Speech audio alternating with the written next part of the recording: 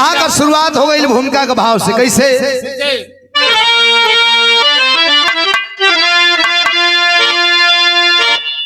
श्रावस्ती नगर में थे सेठ सुलोचन, इकलौती बेटी रही पटचारा, हुई जब सयानी सुहानी अदाल, अरे जवानी में छलकी मोहब्बत की धारा,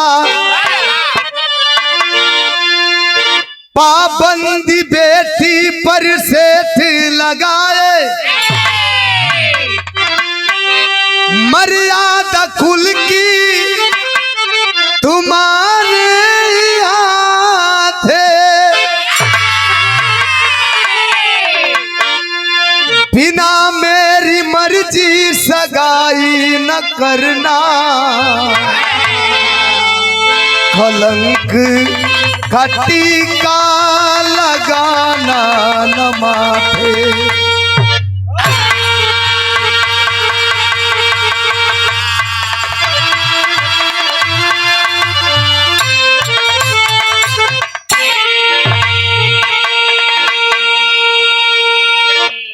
श्रावस्ती नगर का रहे वाला बाबू सेठ सुलोचन जी, जेकर इकलौती बिटिया खूबसूरत बिया, सयान बिया, नाम पटचारा है। बाबू सेठ सुलोचन जी ये जमाना का चाल ढाल रहन सहन देख के बड़ा उनकर मन डरायल है। एक दिन अपनी बिटिया पटचारा के अपने पजरे बैठौल, अपन माथ का पगड़ी उतार के ओकरे पैर के लगे रख देलन और हाथ जोड़ के कहत रहन कि बेटी तू चाहबू तो हमरे पगड़ी का लाज रख सकत रह, तू ना चाहबू तो हम कहीं मुंह दिखावे लायक ना रह पाई। अपने बिटिया से अपने इज्जत का भीख मांगत न, कौना भाव में मांगत न। एक लाइन गजल बा,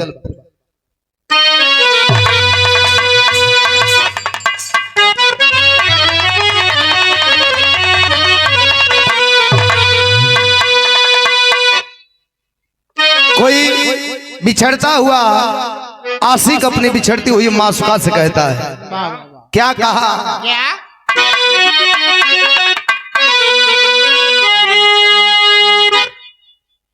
कि मेरे खून दिल की मेहंदी, मेरे खून दिल की मेहंदी, हाथों में ना लगाना,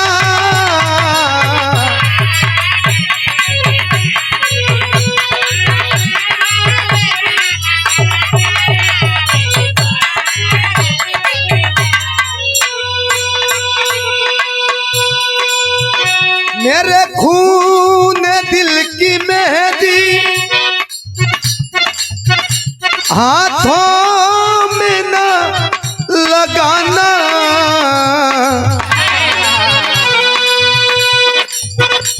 जब निकले मेरा जनाजा, जब निकले मेरा जनाजा, सहनाइयां बजाना,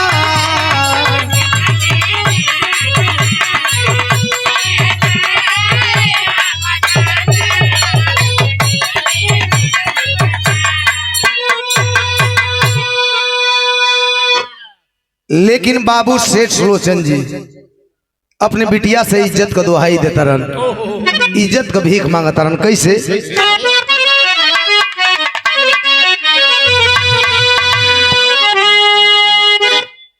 कि लागे कहीं ना दागी, लागे कहीं ना दागी, दामन बचा के रखना,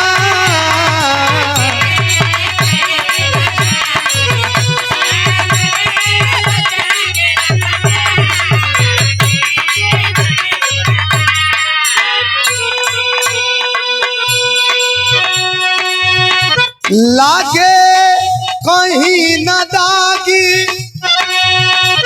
दामन बचा के रखना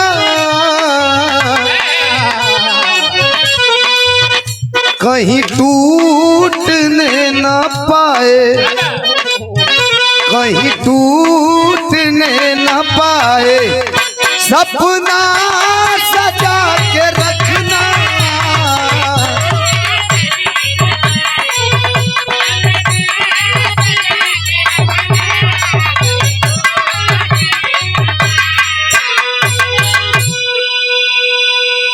कहलन की बेटी तू चाहबू तमार कोरी पगड़ी कोरी रह जाई। ये समाज में सीना तान के चल सकीला, कोई से बोल सकीला, बतिया सकीला, सर उठा के जी सकीला। तू ना चाहबू तो कहीं मुंह दिखावे लायक ना रहा। बिटिया कलश के रुआ कहल का चाहता नहीं हम कुछ समझ ना पावत है। कलन की समझावे के काबा जनते बाड़ुए जमाना में कि बनावे वाला लोग कम और बिगाड़े वाला लोगन की संख्या ज्यादा बा। अगर बनत रही तो कोई पंजरे बलौलो पना जाए, अब बिगड़त रही तो लोग बिना बलौले पहुंच जाए यहाँ अपन काम धाम छोड़ के कि कितना जल्दी ढकेल दे कि जल्दी खाई में चल जा बिला जा मर जा हेरा जा। हमरा कहे का मतलब कि समाज का तुच्छ लोगन का बहकावा में आके ऐसा कौनो कदम मत उठैया जवना से हमारा मुँह में करिखा पोता जाए। हमारा कहे का मतलब कि अपने मर्जी से बियाह मत करिहा, जैसे लव मैरिज कोर्ट मैरिज ऐसा बियाह मत करिहा, ना तो हम जीते जी मर जाई। बिटिया पर चारा कलश की बाबूजी चिंता मत करी, हम कौनो ऐसा गलत काम ना करब जवना से आपके कोरी पगड़ी और मान सम्मान पे कलंक का धब्बा लगे। बाबू सेठ सुलोचन जी कहना बेटी तुमसे यही उम्मीद थी, खुशी खुशी धंधा पर चल गई। समय बीतत बा लेकिन हम कहले भैया ही जौन जवानी है ये जवानी का बस में इंसान चाहे भगवान सबे रहल बा, ई कोई का बस में ना रहल। ये जवानी के ऊपर कवि जी बड़ा सुंदर भाव लिखता हूँ, कैसे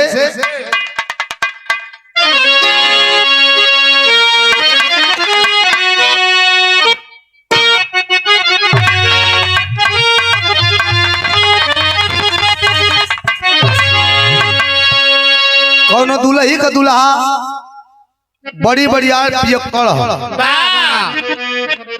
एक दिन ओकर 4-5 गो संगी मिल के पार्टी दे दहल स। अब पांचों के गए तो 4-5 किस्म के मिल गए। पहिलका पिया दलस अंग्रेजी, दूसर का पिया दलस देसी, तीसर का पिया दलस बियर, तीसर का पिया दलस चौथा पिया दलस ताड़ी, चौथा 5वां पिया दलस गांजा। कोई तड़खाने में भक मार दलस बिहान को दलस किरण फूट गई। सवेरे पहुंचल घरे, सवेरे तैयारी बनाओ तो निकले खाती। दुल्ही देखते कहते कि नया नया गौना भलवा मुस्कबरवा कहाँ जाता कितना हमला जाए। जब वही आगे बढ़ल निकले खाली तो ले फंसा गौरी कालर में खींचल नाक तुम फरबू का नाक फुबू नहीं हो कहत रहे। हाँ तनी सम्मानित रहे, संवैधानिक तरीका से बोलते है। वाह तो अरे मत नहीं मरद नहीं है कि मरद तो हो बड़का खरहर पीटा ला गोरून को सार में। ए भैया दुल्ही और रहन देतिया गुस्सा ही हो, लेकिन गुस्सा में भी प्यार हो। का कहतिया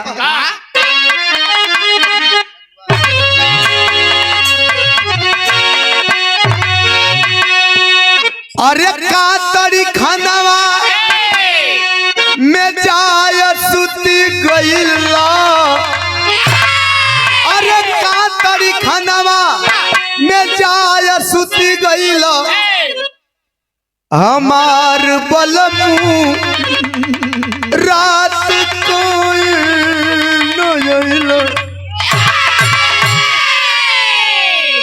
इत तरज रहल, लेकिन है जवानी के ऊपर कवि जी भाव लिखता हूँ कैसे। अरे धन दौलतिया छुपे सोना चांदी, अरे धन दौलतिया छुपे सोना चांदी, छुपे नाही परदे में जवानी।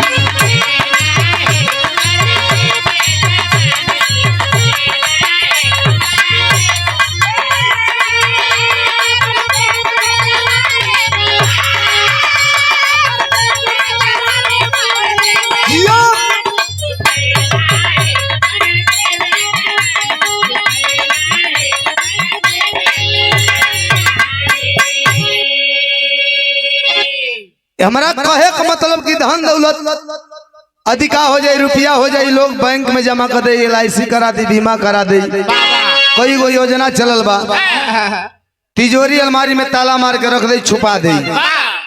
लेकिन है जवानी खातिर दुनिया में कौनो ऐसा तिजोरी नहीं खे बनावल जौना तिजोरी अलमारी में लक कर पर रही, ना कोनो दुनिया में बैंक बनावल बा जौना बैंक में के ले जाके जमा कर बढ़त रही पर रही, आ ना ही कोनो दुनिया में ऐसा पर्दा बनावल बा जौने पर्दा कयार में के छुपावल जा सकेला। जब आवे ले तो ललकारत आवेले, चकरत आवेले। हां ये सर खूब चकरत आई तुहार।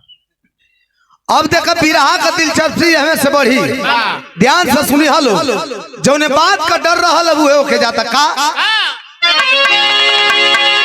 अरे पुष्पक मालिक ललनवा सुधाकर अब पटचारा को देता माला बनाकर।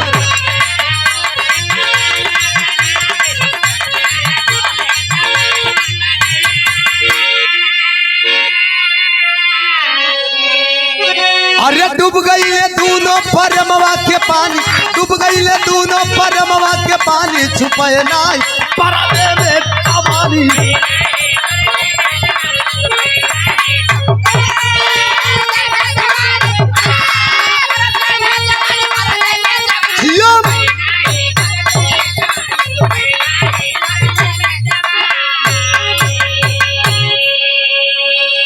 अब ध्यान से सुनी हालो,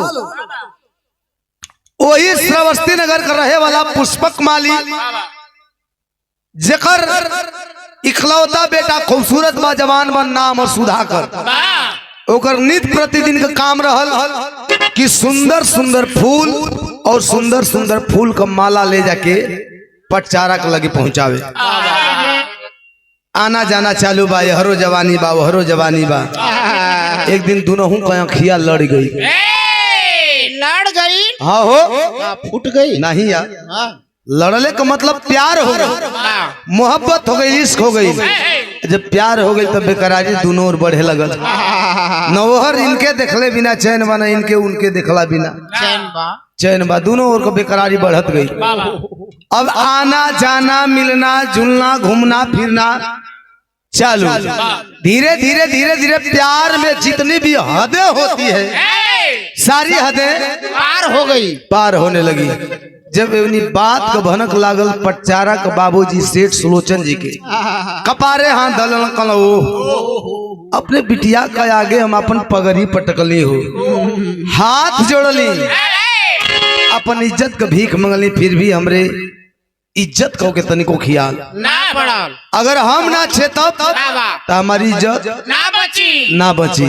अपन इज्जत बचावे खातिर करत का हुआ बिरहा में तर्ज बदल गई।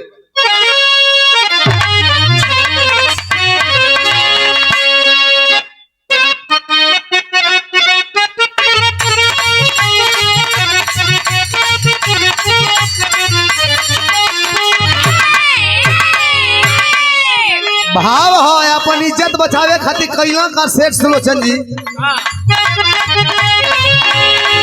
सेठ रखले शादी वाला दिनवा आइले, दुल्हा ले गहनवा कइले हो।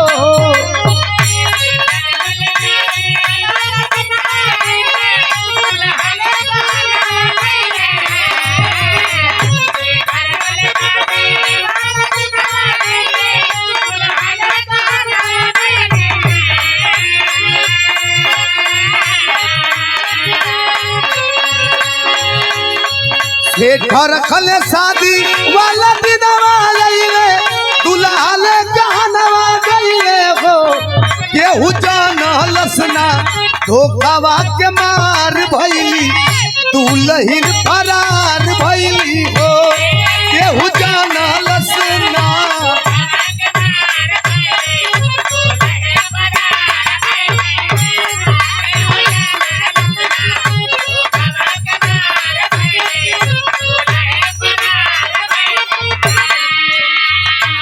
ए भैया बाप भाई को सर का सबसे बड़ा बोझ होली बेटी बहिन।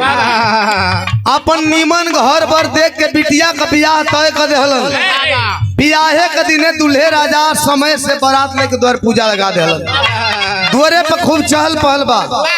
सेठ सुलोचन पटचारा के बाबूजी खूब खुश बढ़न कि आज अपने बेटी का हम विदाई कर दे और हमारे सर का बोझा हल्लुक हो जाएगी। बड़ी खुश होवन। लेकिन हर पटचारा का कैली कि घर में जितना रुपया पैसा रहल एक मोटरी में कपड़ा लत्ता के साथे रुपया पैसा गहना गिठो बांध के अपने आशिक सुधाकर के संगे पिछला दरवाजा से फरार। मचल हाहाकार कि सेठ सुलोचन के बिटिया पटचारा अपने आशिक के संगे भाग गई। अब तो सेठ जी कहीं मुंह दिखावे लायक मुँह करिखा पोता के लिए भैया। यही से कहल जाला बात एक ही बात सिद्ध हुई विराह से कि जे हारेला से अपने से यही बात के सिद्ध करब। मुँह करिखा पोता गई कहीं मुंह दिखावे लायक जीते जी मरिया गई ना एकदम जिंदा लाश बन के जियत हुए भैया। लेकिन सुधाकर पटचारा भागत भागत गई ना कहा पटचारा सुधाकर बहुत दूर गईले घर बिन मजबूर पाइले हो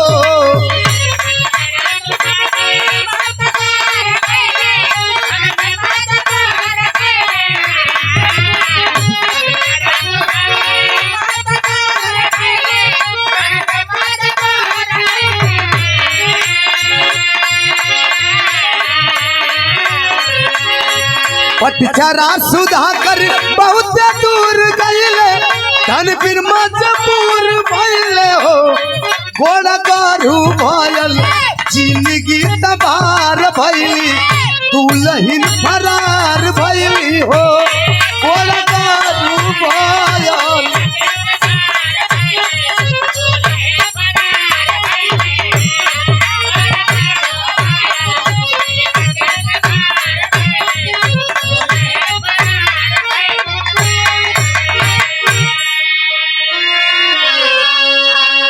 पटचारा सुधाकर जंगली इलाका में जाके कौन देवी माई का मंदिर में बियाह करके पति पत्नी के रूप में वही जंगली इलाका में अपन घर बसा के जीवन यापन करत हो दिन काटत हो। समय बीतत बे भैया 7-8 महीना गुजरल। एक दिन पटचारा उदास बैठल है मन मार के सुधाकर के रोले घूम फिर के कल का हो नैहर का याद सतावता। पटचारा कली कि ना जब रउआ साथे जीवन बितावे खातिर सब कुछ त्याग के आ गई तो पीछे मुड़ के का देखे के बा। लेकिन चिंता कल कौने बात का कली की जितना रुपया पैसा रहल खत्म हो गई। जवन गहना गिठो रहल वो बेच के खा पी गई जा वही में हम मम्मी बने वाली बानी तू पापा बने वाला बड़ा। अब समझ में नहीं आवत कि जीवन का गाड़ी आगे कैसे बढ़ी। सुधाकर कहना चिंता मत करा हमारा पर भरोसा करके हमारा साथे हमारा पर भरोसा करके हमारा साथे जीवन बितावे का फैसला ले ले बाड़ू तो से वादा करा तनी कि जीते जी तो के दुख तो छोड़ा दुख को परछाई भी टच ना कर सकेला। कभी जी तेरी का भाव में लिखा था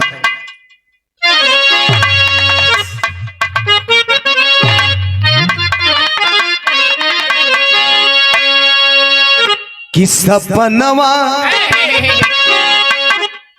नहीं माटी होई गए हो सपनवा नाई माटी होई है जीवन नहीं आखे में सैया लकड़ी काटी काटी काटी जीवन नहीं आखे में सैया लकड़ी काटी सपनवा नहीं माटी होई है। एक ठे खूब धारदार हथियार खरीदल दाव जे के कहल जाला देहात में। अब वही दाव से जंगल में घूम घूम जंगली इलाका आइए हो लकड़ी काटे ओके बेचे उससे जौन आमदनी होता अपन पेट लोगा परिवार चलता है भैया। धीरे धीरे धीरे धीरे समय बीतत बा आज ओहो दिन आ गई। कवन दिन कवि जी विदेशिया भाव लिखा तरह एक नोट बड़ी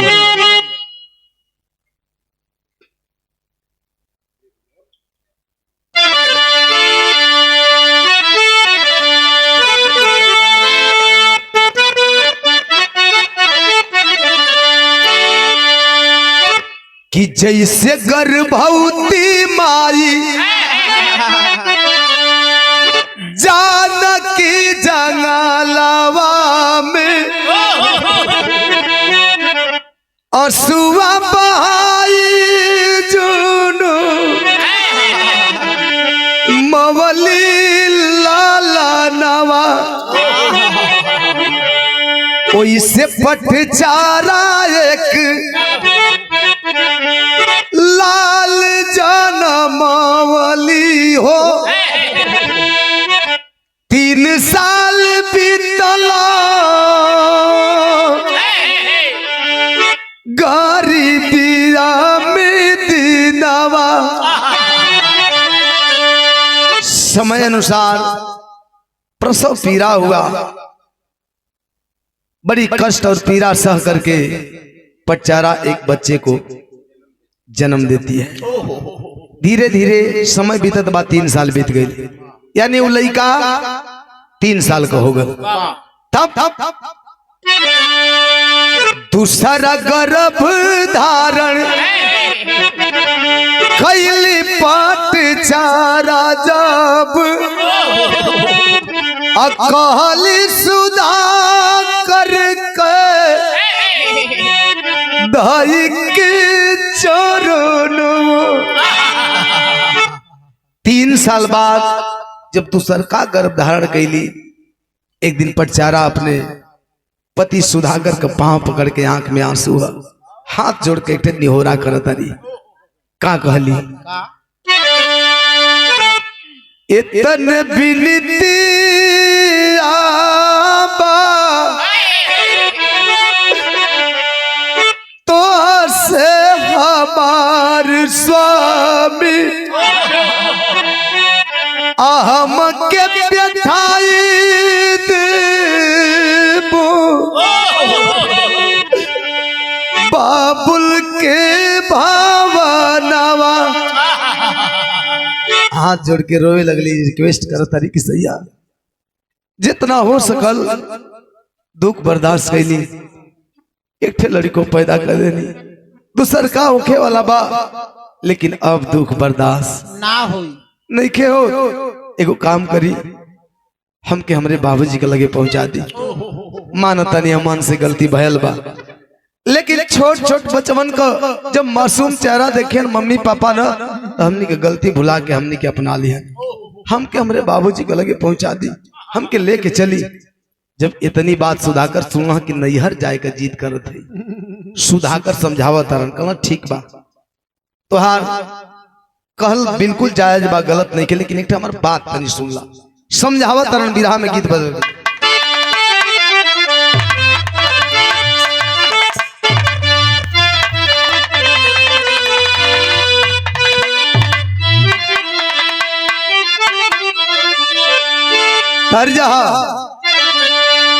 एक ही माई से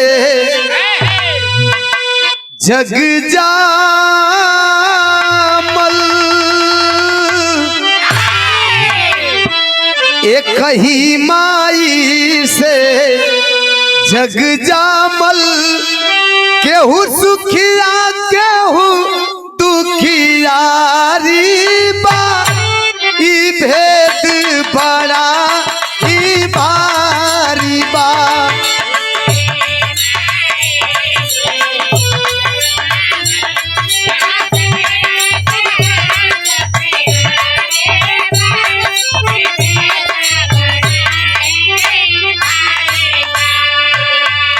लेकिन सुधाकर समझावत हो नाही नाच कर नहीं हरवा पर नाही नाच कर नहीं हरवा पर उहवा ना पूछी कोई हो मेहना सुन जिंदगी रोई हो।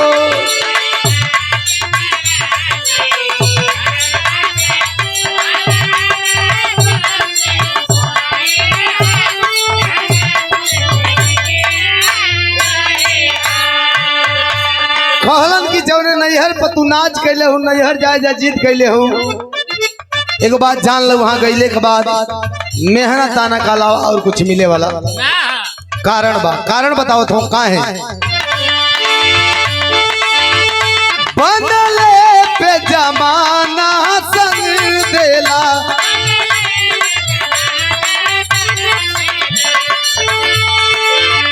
बिगड़ले पर ना सुधी लेला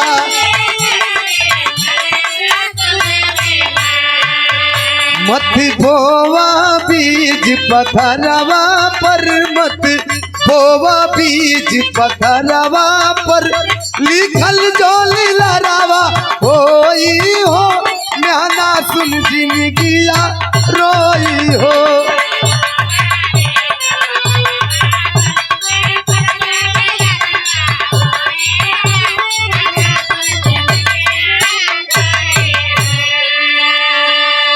कहलन कि नैहर जैबू मेहनत ताना का अलावा कुछ ना मिली।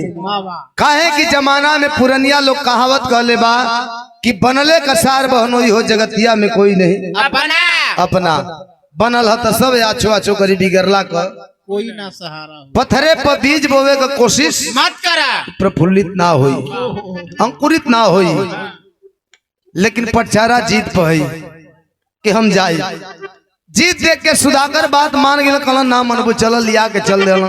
सुधाकर पटचारा एक ठेलरी कवा जौना उम्र 3 साल जंगली इलाका है आधा जंगल पहुंचलन तो ले एकाएक मौसम में परिवर्तन आंधी तूफान ओकरे बाद मूसलाधार बारिश चालू हो गई।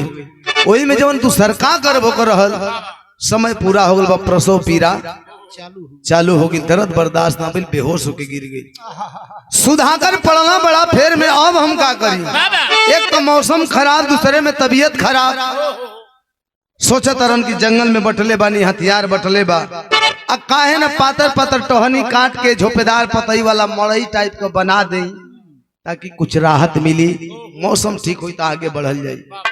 बेहोश पटचारा के छोड़ के पजरे उ लइका के बैठा के जौना को उमरिया मात्र 3 साल है अपने जंगल में निकल गईलन हथियार लेके पातर पातर टहनी काटत हो झोपेदार पतई वाला जरूरत भर में पूरा ना भले भैया तब तक संजोग गड़बड़ाता घटना का घटल तर्ज बदल गई।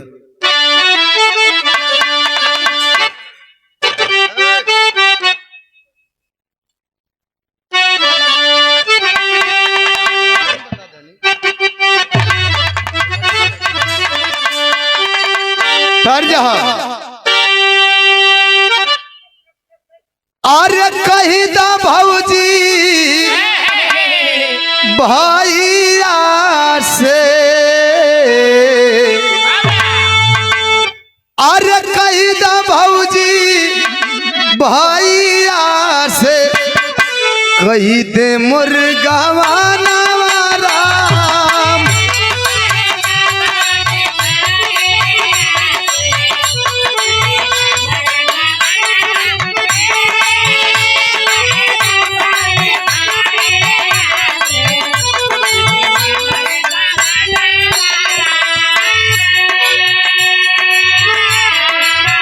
लेकिन ए भैया सुधाकर पातर पातर टहनी गच्छिन झोपेदार पतई वाला काटत हुए जरूरत बरबे पूरा ना भल तब तक घटना का घटल।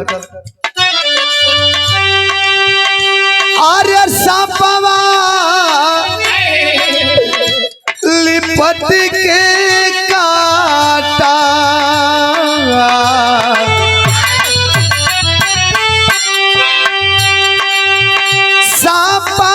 लिपट के काटा सांपा वाली पट के काटा सुधाकर की मैया हो।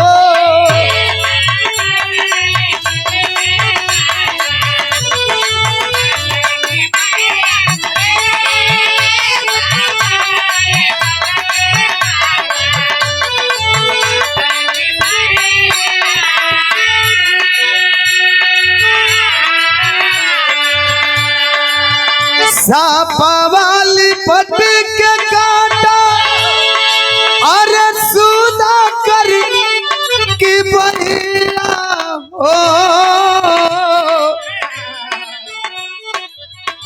उदारा प्रसवा पीरा उदारा प्रसवा पीरा जो हेले दुलाइया हो।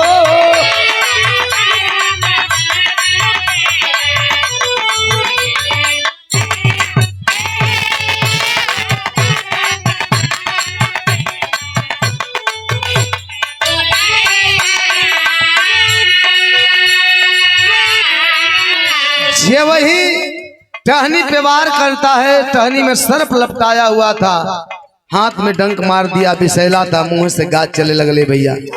अब सुधाकर जिंदगी और मौत के बीच में क्षणिक पल का मेहमान है। लेकिन थोड़ी देर के लिए सुधाकर को इसके हालात पे छोड़ते हैं, चलते हैं उधर पटचारा के तरफ। पटचारा जब बेहोशी हालत से जब होश में आती है, देखती है प्रसव का दर्द तो वैसे ही है। देखती है पास में वह बच्चा बैठा है जो 3 साल का है। चारों तरफ देखती है, पति का पते नहीं। मन घबराए लगल कि हे भगवान, इतना खराब मौसम, एक तो दूसरे जंगल झाड़ी, हमर सैया कहाँ गइलन। हे प्रभु कोनो अनहोनी न हो जाए। लेकिन अनहोनी तो हो चुकी है। फिर चलते हैं सुधाकर के हालात पे। जिंदगी और मौत से लड़ रहा है, लेकिन किया क्या? सही के सुधाकर दुखड़ा ना गवा के कइले टुकड़ा।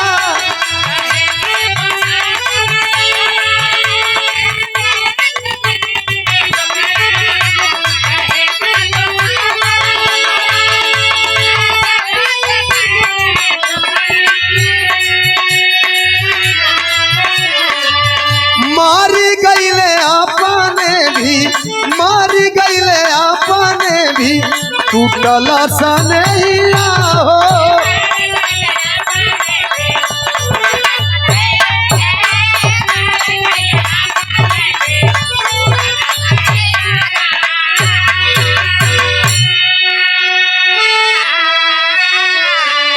सुधाकर जिंदगी और मौत से लड़ते लड़ते जिस हथियार से टहनी काट रहा था, उसी हथियार से सर्प को मार दिया, काट दिया, और खुद भी इस दुनिया से अलविदा हो गया, मर गया। उधर पटचारा प्रसव पीड़ा से व्याकुल, कोई सहायता करे वाला ना हो। किसी तरह से बड़ी कष्ट और पीड़ा सह करके दूसरे बच्चे को जन्म देती है। प्रसव का दर्द क्या होता है, एक माँ के अलावा इस दर्द की कोई कल्पना भी नहीं कर सकता। दूसरे बच्चे को जन्म देती है तरुआ लोग जानीला। जब लड़का बच्चा पैदा होना तो नार लाग रहेला। हॉस्पिटल में नर्स होली नार काटे खातिर, लेकिन जंगल झाड़ी में कोई सहायक ना। नार कैसे काटत है? 2 पत्थर जोगड़िया, एक पत्थर नीचे वही पर नार रख के और दूसर का पत्थर ले थूर थूर के कुंच के नार काट दे। अब हाले का जन्मल लड़का के आंचल में लपेट के और बड़का लड़का के जौन 3 साल का हाथ पकड़ के जंगल में पैदल पैदल घूमत है अपने पति का तलाश में। एक 1.5 घंटा घूमने भटकने के बाद तो उसी जंगल में अपने पति की लाश पाती है। जब पति का लाश देखली हो बाबू, दोनों बचवन के लेके पछाड़ा खा के और लाश के पास गिर के रो तरी और रो रो के इहे कहतारी। गीत बदल गए।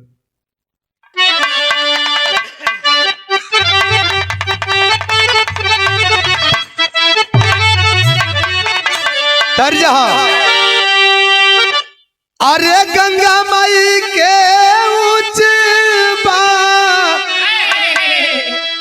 अरारियानु हो, ऊपर बैठे भगवान।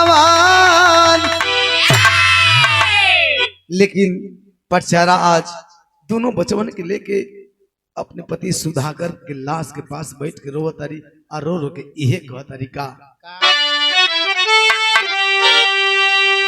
अरे भागिया में लागी गई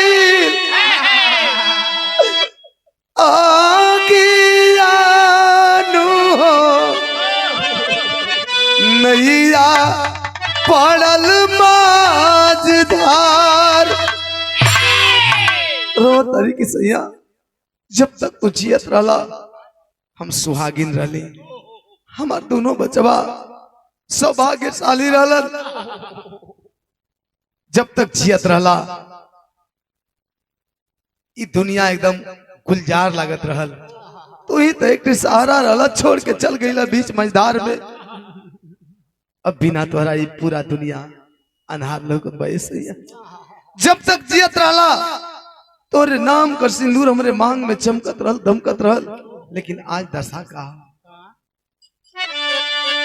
अरे कोयला भराई गई मांगियानु हो, नैया पड़ल माझधार। आज हम विधवा बन गए, दुनिया का सबसे बड़ा दुर्भाग्यशाली।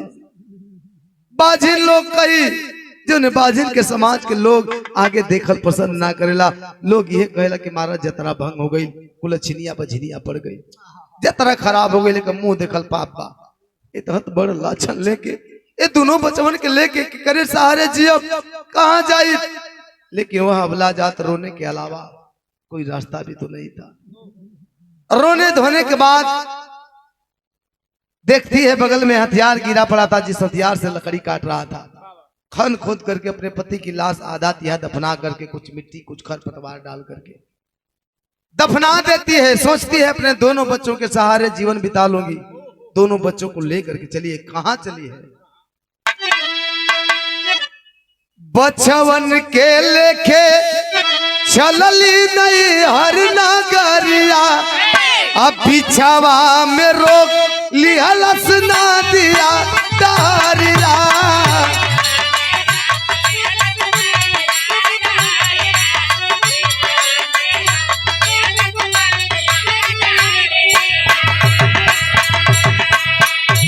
अरे खेई धोई दर्द दिल के दागियानु हो, नैया पड़ल माझधार।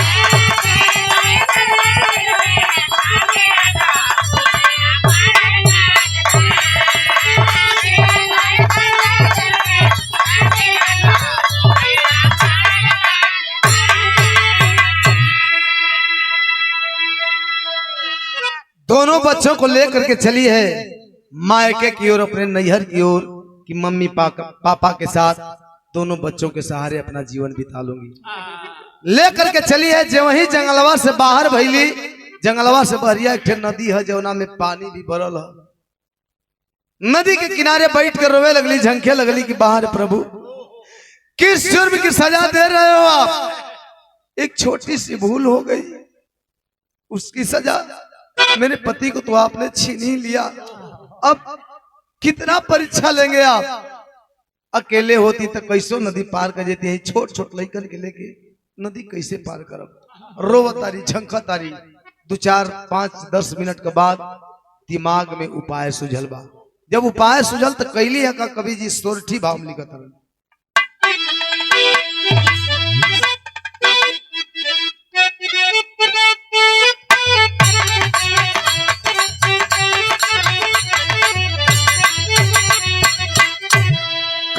है कि बड़का बेटा के धीरा ज्यादा रावली रे धीरा ज्यादा रावली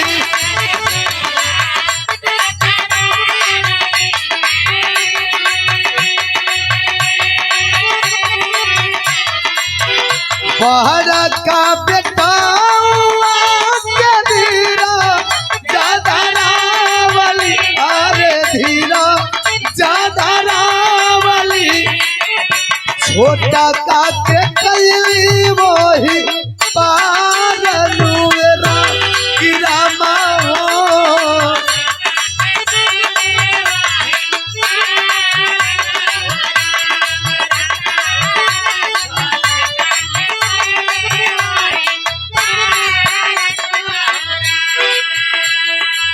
बड़का लड़कवा के कहली कि बेटा तू यहाँ बैठा तब तक हम छोटका बचवा के नदी का ओ पार पहुंचा के आई तब फिर तो के लेके चलो। आंचल फाड़ के लड़का के लपेट के ऐसे ही हाथ ऊपर करके बचावत बचावत नदी में हेल के कैसो कैसो नदी पार कर देली। नदी पार करके साफ सुथरी जगह देख के रख के छोटका लड़कवा के जौन हाले के जन्मल रख के नदिया में हेल के चलल है बड़का के लिया खातिर। तब छोटा काके छोड़ी जब बड़ा काके ले चलली बड़ा काके ले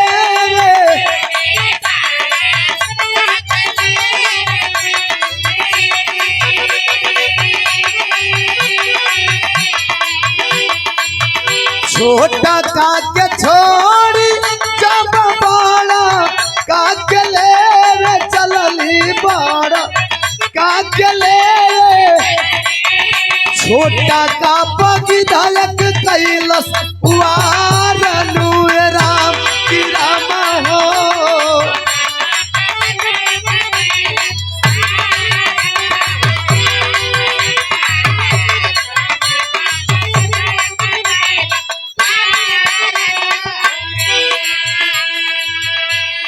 छोटका लड़कवा के नदी के वो पर पहुंचा के साफ सुथरी जगह देख के रख के नदिया में हेल के फिर चलल बड़ी बड़का के लिए आवे।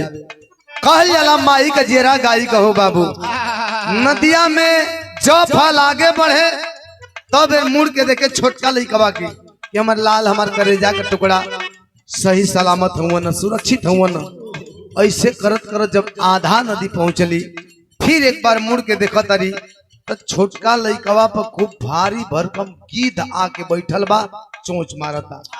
माई के कर देवे फाट गल हो बाबू रोवे झंके लगली कि हमरे लाल का जन्मा खतरा में बा हमरे बाबू का जान खतरा में अपने लाल का जन्मा हम कैसे बचाई। माई नहीं उपाय काम ना करत बुद्धि काम ना करत लेकिन माई नहीं मन कैसे मानी बेटा का जान खतरा में करत का अरे की धावा उड़ावे खाती ताली बजावेली गिधवा के उड़ावे खातिर चिल्ला चिल्ला के ताली बजावत हरी गिधवा उड़ जाई भाग जाई हमारे बचावा के जनवा बच जाई। तब अरे गिधवा उड़ावे खातिर ताली बजावेली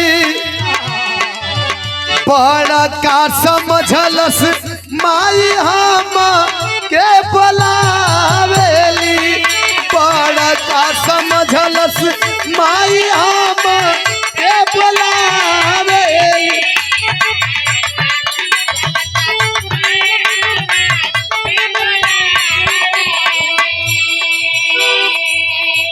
चिल्ला चिल्ला के ताली बजावत है कि गिधवा उड़ जाई हमरे छोटका बचवा का जनवा बच जाई लेकिन गिधवा उड़े फिर बैठ जाए फिर ताली बजावत है गिधवा उड़े फिर बैठ जाए 10-12 बार उड़े बैठ जाए लेकिन भागल नहीं।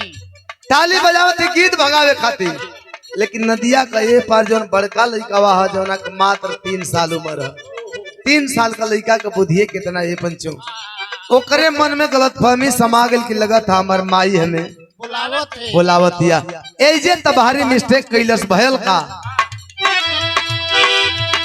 नदिया में हेल गयल पानी या में बही गयल पानी या में बही गयल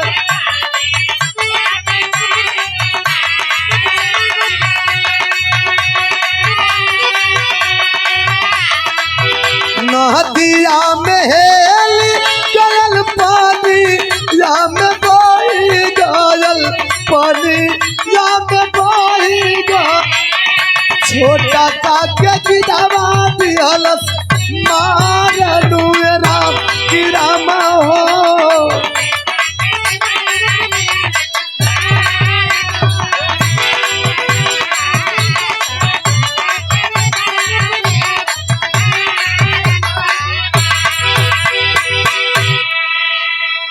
तीन साल का लड़का का बुद्धि काम ना कैले से भैया जनलस की माई हमें बुलावत या नदी में हेलल जे वही हेलल है भैया नदी की तेज धाराओं के साथ डूबने लगा बहने लगा माई पछारा देखली कि मैं बड़का बचवा हमरे अखिया का समनवा डूबो तरन बह तरन कोशिश कैली बचावे का लेकिन नाकाम रह गई देखते ही देखते वह बड़ा बेटा नदी की तेज धाराओं के साथ डूबते उतराते आंखों से बहुत दूर निकल गया सोचा तारी अपने बड़का बचवा के तना बचा पौली कम से कम छोटका लइकवा के बचा ले जब घूम के देखा तारी मुड़ के तो छोटका लइकवा के गिधवा मार के खा गल बाए बाबू आज पटचारा बीच धारा में खड़ा होकर रो तारी की बार प्रभु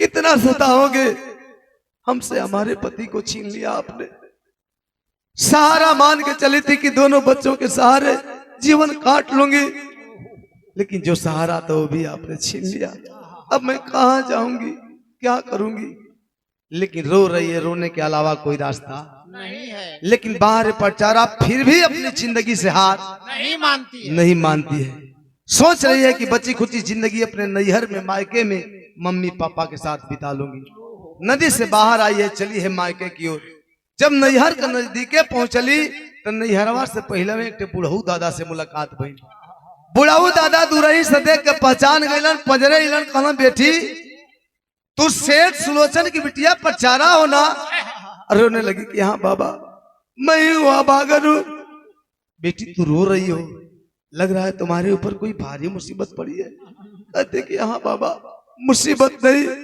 दुख का पहाड़ टूट पड़ा है मेरे पति को सर्प डस लिया पति मर गए बड़ा बेटा पानी में डूब गया और मेरी छोटी सी नन्ही सी जान को गीद मार करके खा गया सोच रही हूँ बच्चे खुची जिंदगी लेकर के कहाँ जाऊंगी अपने मायके में मम्मी पापा के साथ बिता लूंगी जब बुढ़ऊ दादा सुनना कहना कोई फायदा नहीं लौट जाओ वापस जहां से आई हो वहीं पे वापस लौट जाओ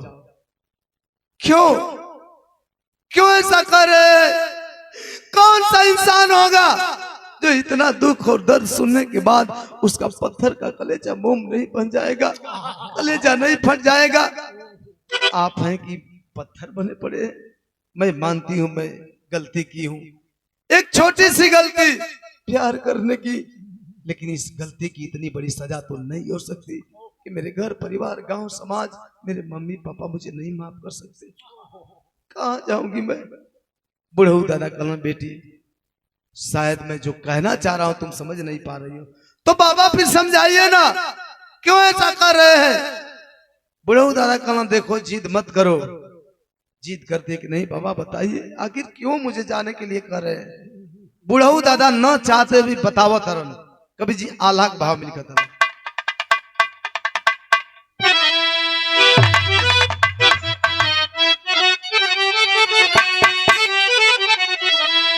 अरे विधि के विधान कोई अरे कबहू न बदले बेटी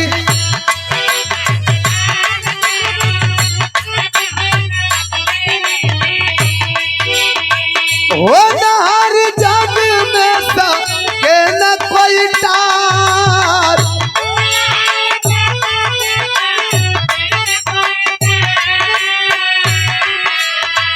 दुख का पहाड़ गिरल तोहरे ऊपर बेटी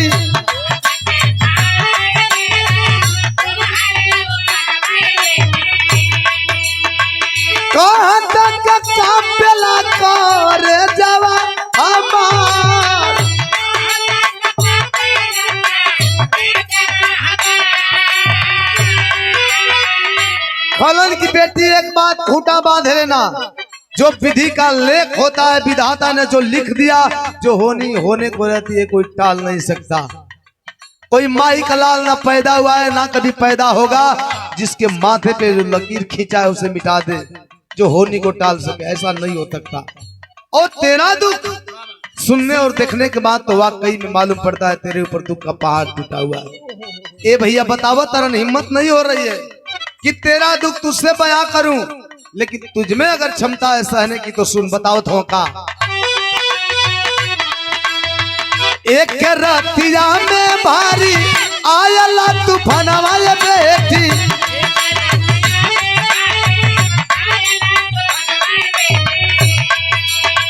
नगर में सागरों चला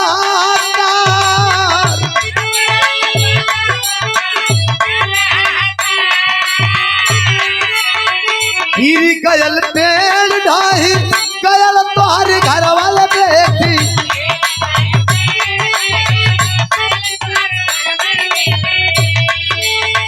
तब के मारी गई माई बाबूजी तोर,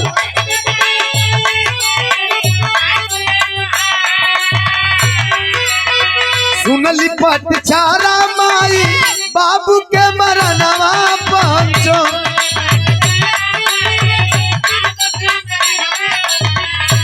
अरे पागल होई गई का कैला करता। बताओ तरन कि जिस तूफान को तू झेल के आ रही हो, उसी तूफान ने पूरे नगर में उथल पुथल कर दिया, हाहाकार मचा दिया। क्षति तो बहुत हुई है, लेकिन तेरे जीवन में जो क्षति हुई है असहनीय है।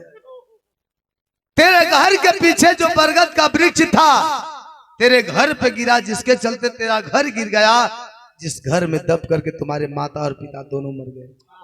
कौन बचा है? कौन तुझे सहारा देगा? क्या इस समाज के लोगों के रवैये के बारे में तुझे नहीं पता है? इसलिए मैं बार बार कह रहा हूं, जहां से आई हो वापस लौट जाओ। यहां से कई गुना लाख गुना तेरे लिए बेटर और बेस्ट होगा। जहां से आई हो वापस लौट जाओ। ए भैया, जिकरे जीवन में एक नहीं दो नहीं पांच पांच मौत का सदमा हो, वो 24 घंटा के अंदर में भला कैसे सदमा बर्दाश्त होगा?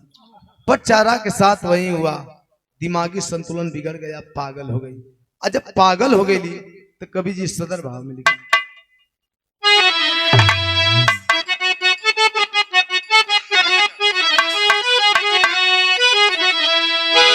अरे फाड़ फाड़ फेंक डाली तनवा के बसानावा,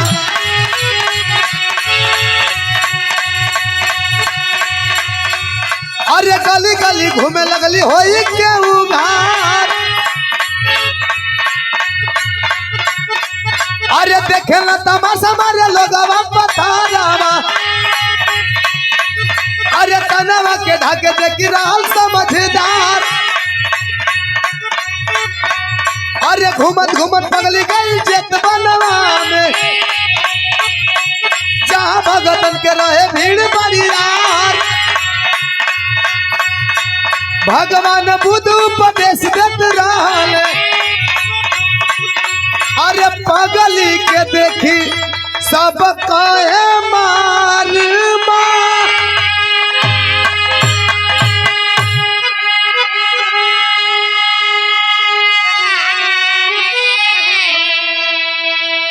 पागल हो गई। पागल होने के बाद बदन के सारे वस्त्र फाड़ देती है नंगन अवस्था में, एक भी सूता तक नहीं है। पागल हो गई, पागलपन में दिन काट रही है, कभी उस गांव कभी इस गांव, कभी इस गली कभी उस गली। समाज में कई तरह के लोग बा, जे बुद्धिजीवी बा, शिक्षित बा, सामाजिक बा, जे दूसरे का इज्जत आबरू के समझे वाला बा। अपने बदन पर कई एक्स्ट्रा वस्त्र जवन फालतू रहे, अंगोची चादर गमछा, ओकरे बदन के लोग ढके, जब आवारा हुआ उल्टा सीधा बोली बोले, ढेला पत्थर मारे। लेकिन वहां पगली तो पगली है, क्या फर्क पड़ने वाला है? घूम के दिन काट रही है पागलपन में। एक रोज क्षेत्र वन में पहुंची, जहां तथागत महामानव भगवान गौतम बुद्ध जी अपने तमाम भक्तों को उपदेश दे रहे थे। जिस धर्म को बाबा साहब ने अपनाया था, तमाम भक्तों को उपदेश दे रहे थे। सारे भक्तों की भीड़ लगी है। जा करके बीचों बीच नग्न अवस्था में पटचारा पगली खड़ी हो गई। सारे भक्त बौखला गए कि कहां से पागल आ गई, जल्दी भगाओ, मार के भगाओ। हल्ला मचाए, मार मार कैलन कुल भक्त तो ले भगवान बुद्ध जी का आंख खुलल। सारे भक्तों को रोकते हैं, खबरदार कोई ऐसे घिनौना करतूत नहीं करेगा। अरे मूर्खो, यह समय है और समय का चक्र अपने चपेटे में लेकर के किसको कब कहां किस मोड़ पे किस अवस्था में ला करके खड़ा कर देगा यह कोई नहीं जानता। इसलिए किसी के बिगड़े दिन पे हंसना नहीं चाहिए। सारे भक्तों को रोकने के बाद भगवान बुद्ध जी करते क्या है, आखिरी बात।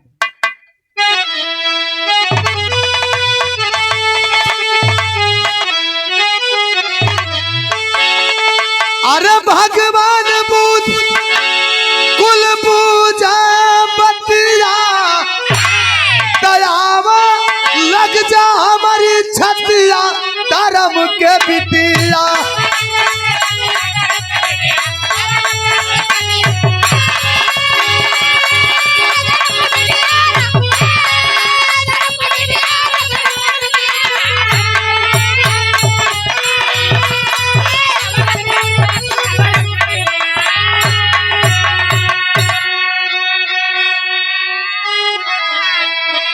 कालन की बेटी आओ मेरे पास। वो पगली पचारा दौड़ करके पास जाती है तो रखे माथ पर हाथ, बुद्ध जी चादर उसे ओढ़ा के अरे पागलपन सब दूर हो गया। तब कहीं होश में आके कैसे जिया खो के था दिया धर्म के बिटिया। जब पास आती है भगवान बुद्ध जी के वह पटचारा, बदन का चादर उतार करके उसके बदन को ढक करके जैसे एक बाप बेटी को सीने से लगाता है, सीने से लगा करके ऐसे ही करे मथवा पे हथवा फेर दे हम हथवा फेरते छने भर में उसका सारा पागलपन दूर हो गया। जब होश में आती है रोने लगी कि प्रभु आखिर क्यों आपने मुझे नर्क भरी जिंदगी वापस दिया। इससे तो अच्छा होता कि आप मुझे मौत दे दिए होते। अरे जिसके पास ना कोई अपना बचा है ना कोई पराया, और एक अबला के लिए सबसे अनमोल था उसकी इज्जत और आबरू होती है। जब वही नहीं है, लूट चुकी है, मैं कौन सा मुंह लेकर के समाज में दिखाऊंगी, कैसे जी पाऊंगी। इससे बेटर होगा आप मुझे मौत दे दीजिए प्रभु, मौत दे दीजिए। ए भैया, जब इतनी बात सुनना भगवान बुद्ध जी तो बोल पड़लन का कहे बुद्ध क्या लेकर आई थी दुनिया में था थी। अरे इस दुनिया में माया मोहनी, अरे सबको नाच नचाती। जैसे होल दूर गतिया धर्म के बिटिया। क्या लेकर के आई थी? कौन तेरा अपना था, कौन तेरा पराया था? एक बात जान लो, इस दुनिया में ना कोई कुछ लेकर के आया है, ना कोई कुछ लेकर के जाएगा, और ना किसी का कोई अपना है, ना किसी का कोई पराया है। इस दुनिया में अगर किसी के पास कुछ है तो सिर्फ माया मोह। जिस माया मोह के बंधन में बंध करके इस दुनिया और दुनिया के लोग उसके इशारे पे नाचते हैं। लेकिन हम कह रहे भैया, दुनिया का हर रिश्ता बचावे खातिर चलावे खातिर माया मोह भी जरूरी बा।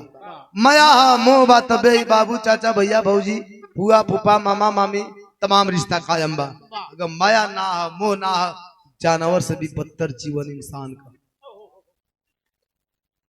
जब इतना कुछ बताए तो ज्ञान तत्व की जल गई ज्योति गई क्षण लिपटाई। अरे बन के भिक्षुणी भक्ति के रंग में वह गई रंगाई। आखिर पा गई मुकुतिया धर्म के बिटिया।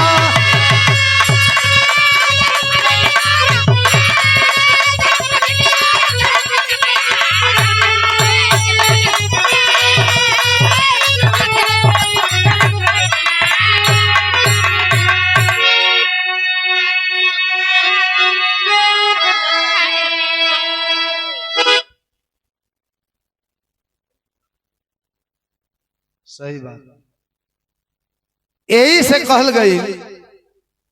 डॉक्टर साहब बतौनी है कि बाप मतारी कुछो कही तो अपने औलाद के भलाई खातिर दुनिया में एक रिश्ता है जो कबो अपने औलाद का बुरा ना चाहेला। जो बाप मतारी का अवहेलना किया और बात नहीं माना तो कौनो जगह शरण ना मिली। आदमी कहना तितली का छा ना मिलेला, तितली का भी छा ना मिलेला।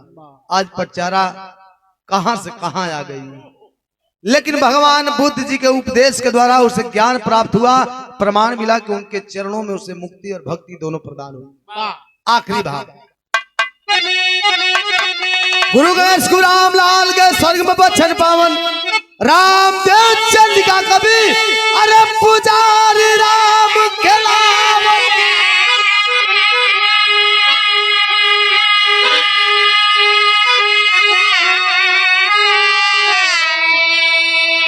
सपनवा नहीं माटी हुई है तो देवा रमा कभी दुनिया मार